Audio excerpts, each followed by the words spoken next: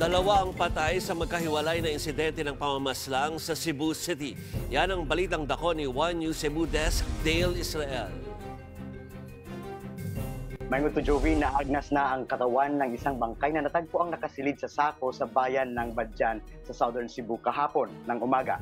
Base sa investigasyon, ang isang 17 anyos na mga ngahoy ang nakakita sa bangkay. Hindi naman ma-identify ang bangkay kung lalaki ba ito o babae dahil sa nasa advanced decomposition state na ito.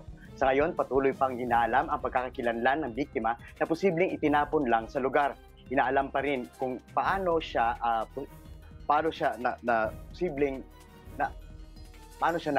napatay at posibleng sino ang mga nasa likod nito. Nanawagan naman ang pulis sa publiko na tulungan silang ma-identify ang biktima. Sa isa pang balitang dako, Joey, isa ang patay sa pananambang sa Highway Tagunol, Barangay Basak, Pardo sa Cebu City kagabi.